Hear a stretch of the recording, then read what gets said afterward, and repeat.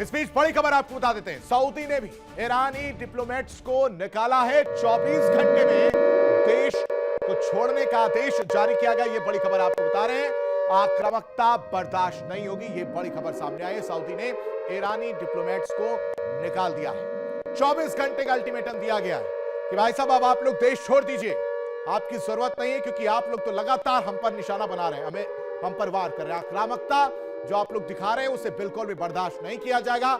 ईरानी हमलों के बाद सऊदी का यह बड़ा फैसला देखने को मिला है, क्योंकि लगातार ईरान हमलावर होता हुआ नजर आ रहा है। सऊदी अरब पर एक के बाद एक कई यूए बेस जो बेसिस हैं, अमेरिकी बेसिस हैं, उनको निशाना बनाया गया है और इसी वजह से बहुत ज्यादा संख्या में नुकसान हो रहा है।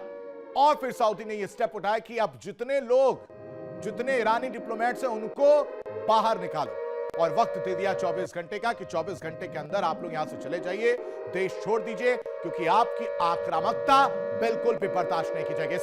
इस बीच एक और बड़ी खबर आपको बताते हैं, ईरान ने इसराइल में तबाही मचाई है। इस वक्त की बड़ी खबर आपको बता रहे हैं, ईरान ने इसराइल में भी तबाही जमकर मचाई है। वार का पलटवार के तौर पर जवाब देता हुआ नजर आया। 100 से ज्यादा इजरायली नागरिक घायल बताए जा रहे हैं इस हमले में। नेतन्याहू ने तेहरान पर हमले की कसम जो है वो खा ली है इस हमले के बाद, और ईरान को भारी कीमत इसकी चुकानी होगी, क्योंकि उसके जो नागरिक हैं वो पूरी तरह से घायल बताया जा रहा है। और इसी वजह से नेतन्याहू साहब एक्शन मोड में नजर आ रहे हैं। ईरान ने इसराइल में लगातार एक के बाद एक हमले किए हैं, जिसकी वजह से जो आम नागरिक हैं वो भी चोटिल हुए हैं, वो घायल हुए हैं। और इस वजह से नेतन्याहू ने तेहरान पर हमले की कसम खा ली कि अब इसका आपको जवाब मिलेगा। आपने ये बहुत बड़ी हिमाकत की है और इसका जवाब देते हुए नजर आएंगे।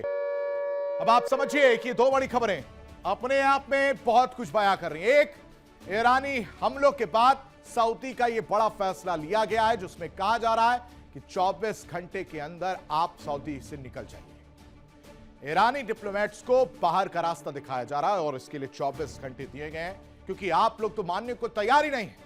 आप लोग एक के बाद एक सऊदी पर हमले कर रहे हैं, जिसकी वजह से सऊदी को सबसे ज्यादा नुकसान होता हुआ नजर आ रहा है। दूसरी तरफ आप देखिए कि ईरान लगातार इसराइल पर हमलावर है और इजरायली नागरिक इसमें घायल हुए हैं, जिसके बाद से नेतन्याहू बौखला गए।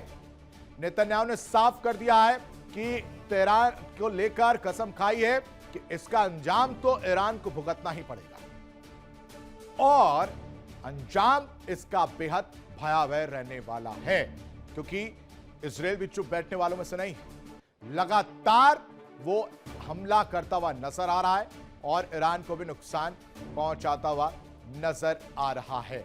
तो हॉर्मुज स्ट्रेट पर इस वक्त पूरा वार जो है टिका हुआ है। 48 घंटे का अल्टीमेटम दिया गया है। दूसरी तरफ सऊदी भी कहता हुआ नजर आ रहा है कि जो डिप्लोमेट्स हैं वो 24 घंटे के अंदर यहां से चले जाएं। और इजराइल भी फ्रंट फुट पर आ गया, कहा कि हमारे नागरिक घायल हुए हैं, 100 से ज्यादा हमारे नागरिक घायल हुए हैं, इसलिए हम कसम खाते हैं कि तेहरान पर हमले किए जाएंगे और ईरान को इसकी भारी कीमत चुकानी होगी। रिपोर्ट देखिए।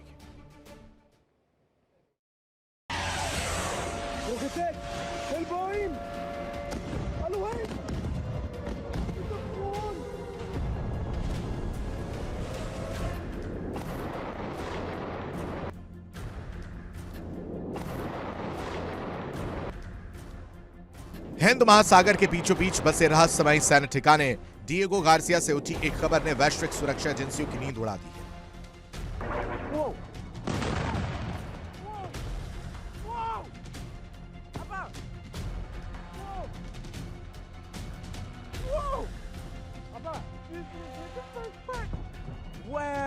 मिसाइल हमलों की गूंज के बीच सबसे बड़ा सवाल उठ खड़ा हुआ है कि आखिर हमले के पीछे कौन है।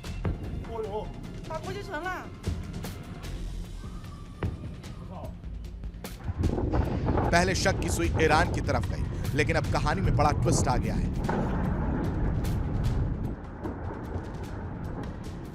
ईरान ने साफ शब्दों में इन हमलों से पल्ला झाड़ लिया। एक वरिष्ठ ईरानी अधिकारी का दावा है कि इस हमले से ईरान का कोई लेना देना नहीं, लेकिन सस्पेंस यहीं गहराता है, क्योंकि यही डिएगो गार्सिया अमेरिका और ब्रिटेन के लिए रणनीतिक हथियार बन चुका है। खास तौर पर ईरान के खिलाफ संभावित ऑपरेशनों में करीब 4000 किलोमीटर दूर से हमला और जिम्मेदारी से इनकार।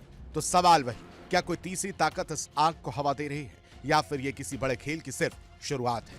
दुनिया की नजर अब इसी रहस्य पर टिकी है। Bureau report, India daily.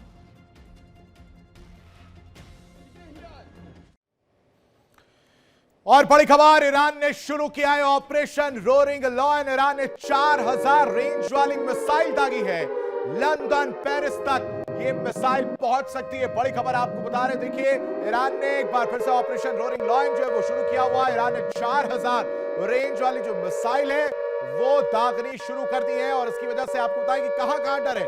London, Paris तक ये मिसाइल पहुंच सकती है। मिसाइल की रेंज से बढ़ी है यूएस और इजराइल की टेंशन, क्योंकि जिस ईरान को ये लोग हल्के में ले रहे थे, अब उसने मिसाइल निकाली कौन सी 4000 किलोमीटर तक की जिसकी रेंज है।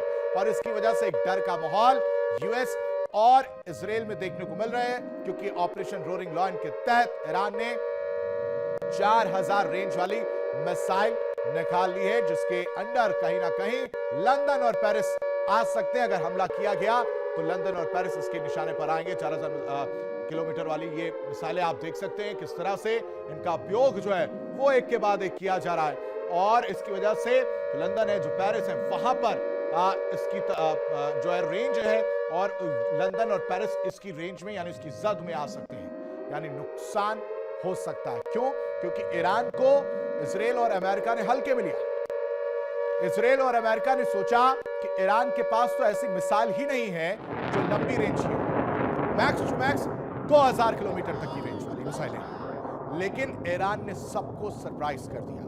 सरप्राइज किया था कल जब गार्सिया पर जब हमला किया गया था और वो करीब करीब जो दूरी है ईरान से, अगर मान लें हम लोग, तो करीब करीब 4000 से 5000 किलोमीटर की दूरी बताई जा रही है। और इसी वजह से ये माना जा रहा है कि अब ईरान इस स्थिति में है कि जहां एक के बाद एक बड़े सरप्राइज यूएस और इजराइल को देता हुआ नजर आ सकता है। चौथे हफ्ते में पहुंचने के बाद युद्ध ने तबाही की ऐसी इबारत लिखी है जिसमें सिर्फ जान माल का नुकसान हैरान करने वाला है। क्योंकि महायुद्ध के 30वें दिन की अगर बात की जाए तो लगातार एक के बाद एक ज्यादा नुकसान होता हुआ नजर आ रहा है। आप देख सकते हैं नेतन्याहू और ट्रंप आपको नजर आ रहे हैं। महायुद्ध का 23वां दिन और आज क्या रहा वो आपको एक एक करके अपडेट दे देते हैं। ईरान पर यूएस और इजराइल के भीषण हमले जारी है, एक के बाद एक निशाना बनाया जा रहा है। ईरान में मौतों का आंकड़ा 1300 से ज्यादा का बताया जा रहा है। ईरान के स्वास्थ्य मंत्रालय ने इसको लेकर जानकारी दे दी है कि लगातार जो हमले किए जा रहे हैं उसमें सबसे ज्यादा नुकसान अगर हुआ है तो करीब करीब 1300 से ज्यादा लोगों की बात आ रही है। इसके अलावा ईरान के करीब 1200 किलोमीटर दूर टारगेट जो है वो हिट किया गया है। ईरानी हमले से डिमोना में 12 जगहों पर तबाही की गई है और डिमोना में इजराइल का एटमी सेंटर है। आप समझिए कि एटमी युद्ध को लेकर जिस तरह से बात हो रही थी, अब इस हमले के बाद यह अंदाजा लगाया जा रहा है कि अब कहीं ना कहीं ईरान जो है वो पूरी तरह से रिवेंज मोड में है और इसकी वजह से लगातार हमला करता हुआ नजर आ रहा है। तो ईरान में मौतों का आंकड़ा 1500 के पार है। इसको लेकर स्वास्थ्य मंत्रालय ने जानकारी दी और साथ ही साथ डिमोना में इजराइल का एटमी सेंटर है जहां पर हमला किया गया है। इस बीच आप समझिए कि 23 दिन के बाद किस तरह से युद्ध और ज्यादा भीषण होता हुआ नजर आ रहा है। हालांकि ट्रंप साहब कह रहे हैं कि अब युद्ध जो है आखिरी पड़ाव पर है और ईरान इस वक्त बैकफुट पर है।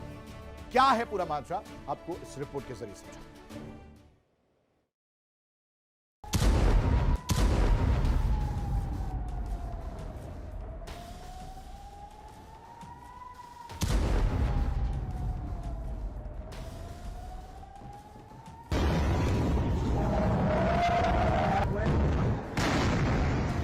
मध्य पूर्व का आसमान इस वक्त एक नए और खतरनाक अध्याय की आहट दे रहा है।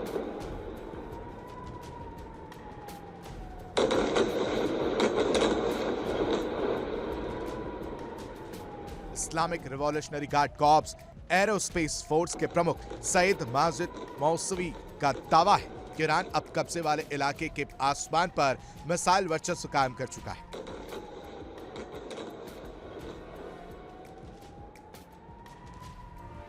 हालांकि असली खेल अभी बाकी है। मुसावी की चेतावनी है कि आने वाले हमले ऐसी रणनीति और तकनीक के साथ होंगे जो अमेरिका और इजरायल को चौंका देंगे।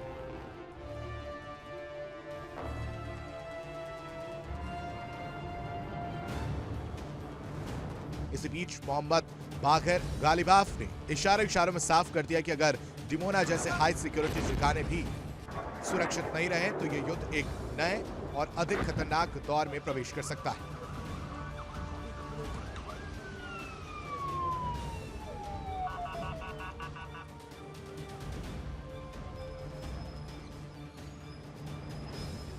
उधर जमीन पर तस्वीर और भी बेचैन करने वाली है। इजरायल डिफेंस फोर्स ये समझाने में जुटी है कि अराद शहर पर दागी गई बैलिस्टिक मिसाइल को रोकने के दो प्रयास आखिर क्यों नाकाम रहे। धमाके के बाद की तस्वीरें डरावनी हैं। मलबा, अफरा तफरी और सायरनों की गूंज।